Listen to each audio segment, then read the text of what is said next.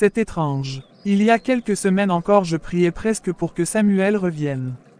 Je me disais que c'était lui. Et que malgré tout j'avais besoin de lui. Mais depuis quelques jours, je me sens libre. Libre, c'est un mot fort, et beau. C'est comme si t'avais enfin retiré un poids de ta poitrine. Exactement. C'est ça, un poids. J'ai recommencé à respirer. À penser pour moi. J'entends ma propre voix maintenant. Pas la sienne qui écrase tout. C'est comme si je me retrouvais. Tu étais en prison dans cette relation. Et maintenant tu redécouvres ton espace, ton corps, ta lumière. Tu as survécu à quelque chose de lourd. Et tu es encore debout. Tu sais le plus fou. C'est que j'ai toujours cru que sans lui j'allais m'effondrer. Mais j'ai jamais été aussi stable. Je fais mes trucs. Je mange ce que j'aime. Je dors où je veux dans le lit. Je ris sans me méfier. Parce que tu as repris possession de toi-même. Tu étais devenu l'ombre de toi. Maintenant tu es en train de redevenir Jade. La vraie, celle qui rêvait de voyager, d'écrire, de danser même sous la pluie. Je l'ai tellement laissé me voler tout ça. Et pourtant je m'en veux même plus. J'ai appris, j'ai payé. Mais j'ai appris. Et tu sais quoi, un jour, tu vas tomber sur un homme qui ne t'éteindra pas. Un homme qui soufflera doucement sur ta flamme pour qu'elle brûle encore plus fort. Pas quelqu'un qui t'étouffe. Ne me remets pas dans les bras d'un homme tout de suite. Laisse-moi respirer encore un peu. Je ne te dis pas de te précipiter. Je te dis juste que le bon viendra. Sans chaîne, sans cri, sans blessure. Et tu le reconnaîtras, parce qu'avec lui tu seras toujours Jade. Jamais une version effacée. Tu crois vraiment qu'il existe ce genre d'homme? Je ne le crois pas. Je le sais, parce que tu es une femme rare, forte, belle et vraie. Et les hommes bien, les vrais, ils cherchent justement ça. Tu vas me faire pleurer avec tes jolis mots-là. Pleure si ça te soulage. Mais surtout, continue d'avancer. Ton passé, ce n'est pas ta prison, c'est ton bagage. Et tu es en train de bâtir quelque chose de neuf, de solide, de lumineux. Merci de m'avoir soutenu. C'est ça l'amitié. On reste, même quand tu tombes, surtout quand tu tombes. Et maintenant je suis là pour te voir voler. Regarde bien parce que je sens que mes ailes repoussent. J'ai besoin de te parler. C'est important, j'y pense depuis plusieurs jours. Je t'écoute. C'est au sujet des 7 maisons. Tu m'avais dit qu'il restait des échéances.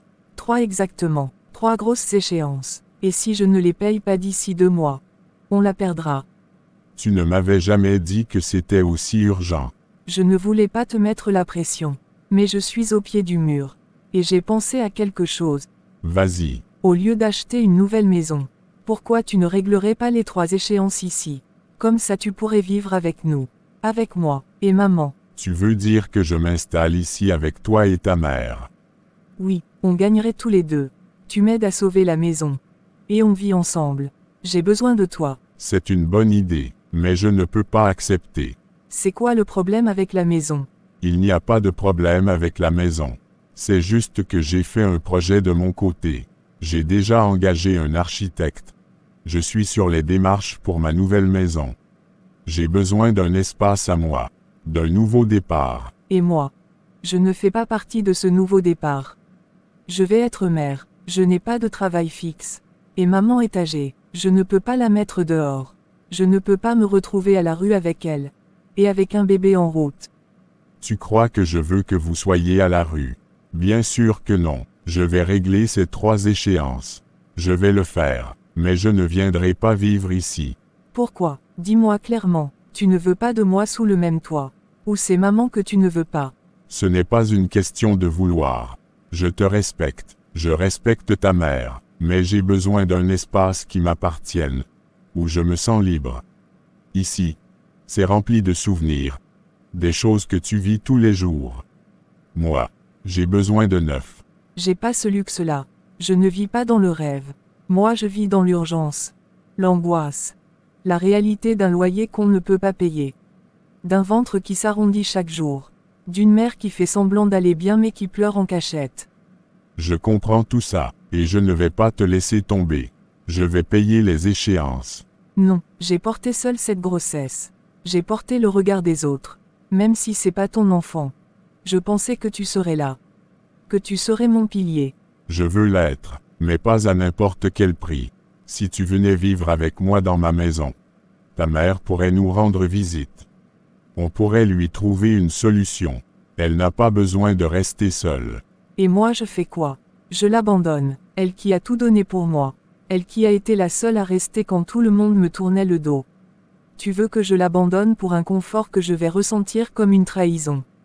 Je t'aime, mais je ne peux pas vivre dans un endroit où je me sens comme un invité.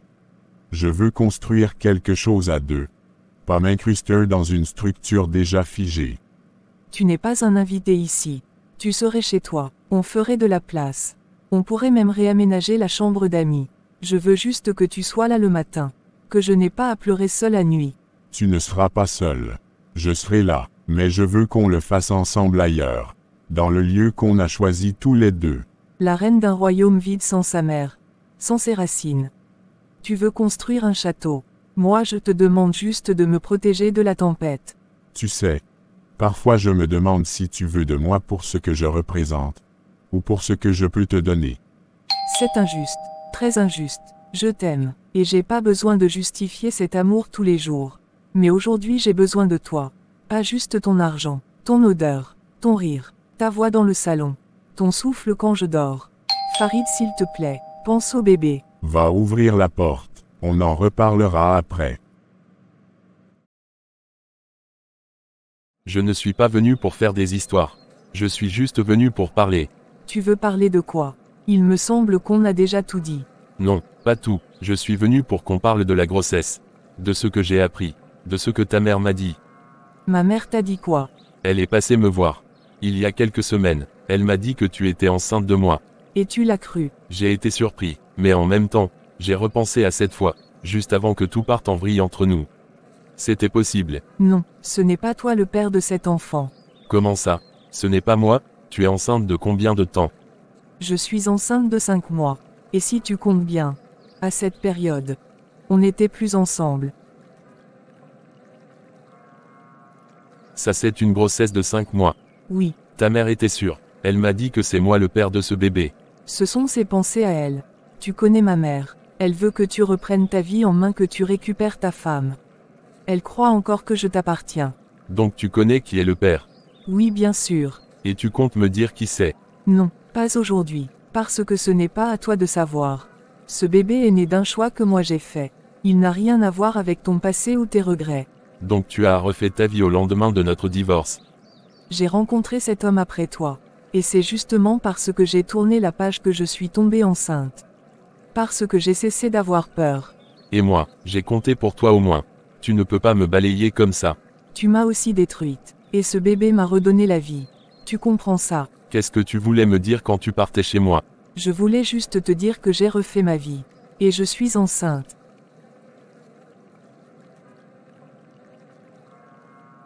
Tu vas dire un jour à cet enfant qui je suis. Que j'ai été ton mari. Que j'ai failli être son père sans l'être. Il saura l'essentiel. Pas les illusions. Pas les douleurs. Seulement la vérité. Celle qui construit. D'accord, je voulais savoir. Maintenant je sais. Je te souhaite une belle vie. À toi et à ton enfant.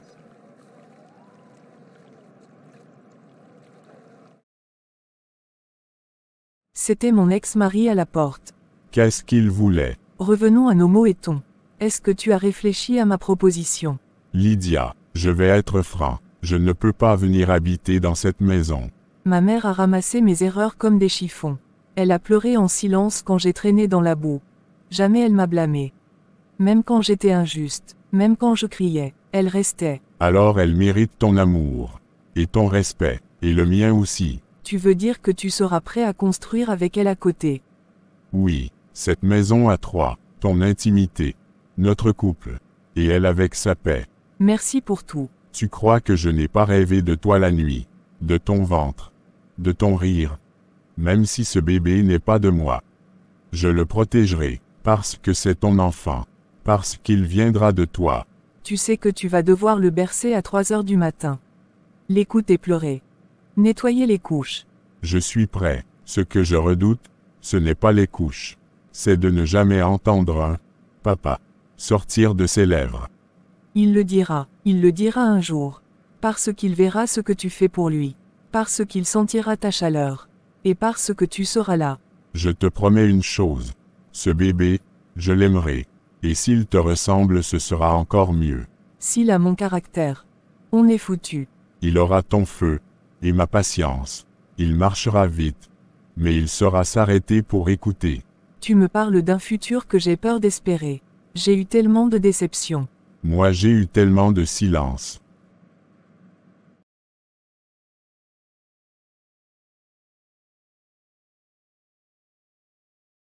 Tu pensais vraiment t'en sortir comme ça. Tu croyais que j'allais disparaître et qu'un jour tout ça serait derrière toi. Après tout ce que tu m'as fait. Je ne peux pas réparer. Mais je vais me rendre. Je suis prêt à tout dire. À tout avouer. Je veux payer pour ce que j'ai fait. Tu veux payer maintenant. C'est aujourd'hui que tu te réveilles avec une conscience. C'est maintenant que tu veux jouer les martyrs repentis. Je t'en supplie. Libère-moi. Te libérer. Et moi, qui va me libérer de ces cauchemars. Qui va me rendre ces heures passées dans un trou. Dans la peur. Dans la douleur. Dans le noir. Tu as enterré une femme vivante. Je t'en supplie. Pardon. J'étais fou.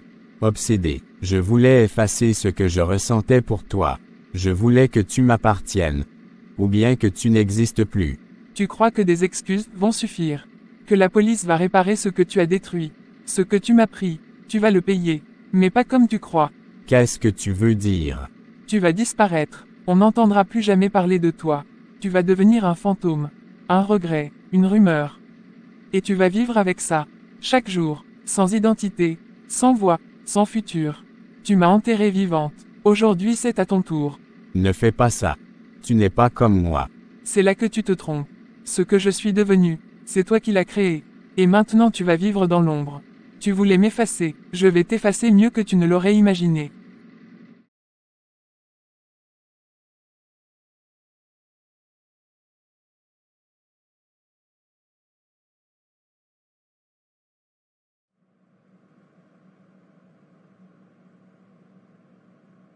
Nadine, c'est bien toi. Mon Dieu, ce n'est pas possible. C'est moi, je suis désolé de débarquer comme ça. Je ne savais pas par où commencer. Tu étais où pendant des mois? On t'a cherché partout. Je sais, j'ai eu tort, mais j'étais pas en état de revenir. Pas encore. J'étais brisé. Tu ne peux pas disparaître comme ça, pas sans un mot. Pas toi ma sœur.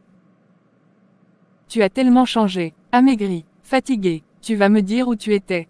Tu me dois au moins ça. J'ai été enfermée vivante, enterrée, par quelqu'un que je croyais connaître. Quoi? Attends.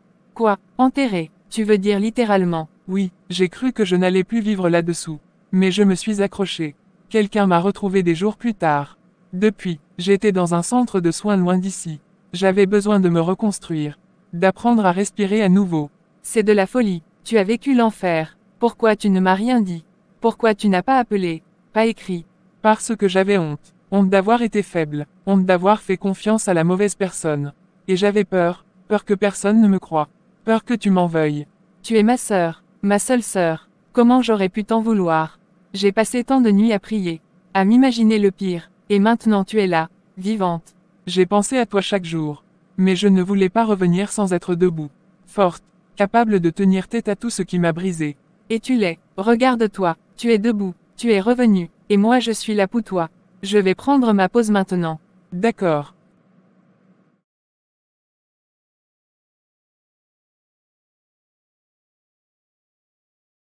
Nadine, il faut que je te dise quelque chose. Pendant que tu n'étais plus là, il y a eu un incendie. La maison a brûlé. Mais comment? Quand tu étais à l'intérieur? Non, j'étais pas là. Heureusement, ça s'est passé il y a des mois. Tout est parti en fumée. J'ai tout perdu ce jour-là. Les souvenirs, les photos de maman et papa. Tout. Ce n'est pas possible. J'arrive à peine à revenir à moi et maintenant j'apprends que la maison a été incendiée. Où est-ce que tu vis maintenant? J'ai refait ma vie. J'habite chez mon compagnon. Il est gentil, stable. Il m'a beaucoup aidé à tenir debout après ta disparition. Et maintenant que tu es là, je ne peux pas te laisser comme ça errer sans toi, sans repère. Tu viens vivre avec moi. Non, je ne veux pas m'imposer. Je ne veux pas déranger ta vie, ton couple. Tu ne n'imposes rien. Tu es ma sœur. Et tu reviens de l'enfer. Tu crois que je vais te laisser aller où? Dans un foyer, à l'hôtel. Non Nadine, tu viens avec moi. Tu es incroyable, même après tout. Tu m'ouvres encore les bras. Je suis contente pour toi. Tu as trouvé quelqu'un de bien. Tu mérites cette paix. Et tu la mérites aussi. Tu vas te reposer. te soigner, reprendre goût à la vie. Et moi je serai là, chaque jour. Merci, je croyais que tout était fini. Mais tu viens de me redonner un bout d'espoir. Rien n'est fini, tout commence maintenant, ensemble. Je suis vraiment content de te revoir debout. Franchement, après ce que tu as vécu, je ne savais pas si tu allais t'en sortir. Tu m'as fait peur. J'avoue que j'ai eu chaud. Très chaud même. J'ai ressenti ce moment où j'ai basculé. Ce n'était pas un accident ordinaire. J'en suis convaincu. Tu fais bien de dire ça. Parce que moi aussi j'ai des choses à te dire. Des choses très sérieuses. Écoute-moi bien. Nadine est de retour. Comment ça de retour? Elle n'était pas censée être disparue. C'est ce qu'on croyait tous. Mais il y a quelques semaines de cela, la femme de Samuel. Tu vois de qui je parle? Elle l'a vue dans le cabinet de son mari. Ah bon, tu te rappelles la photo que la sœur de Nadine avait envoyée après sa disparition? Celle où on voit juste un homme de dos avec un chapeau. Je suis formel maintenant. Cet homme c'est Samuel. Ça expliquerait pourquoi elle aurait réapparu. Chez lui comme si de rien n'était. J'ai essayé de m'y rendre à son cabinet. Plusieurs fois. Pas une seule fois il n'a ouvert. Rideau tiré. Boîte aux lettres débordantes. Voisinage silencieux comme un couvent. Et tu sais quoi? Je suis prêt à le dire officiellement que c'est lui qui m'a poussé dans son cabinet. Il faut qu'on agisse. Avant qu'il disparaisse avec elle. On ne peut pas le laisser filer. Samuel doit répondre de tout ça. On lance un mandat d'arrêt. Et on prévient les frontières. Si lui et Nadine essaient de partir du pays, il faut qu'on les intercepte. On va fouiller dans son cabinet de fond en comble. Cette fois, on le coince.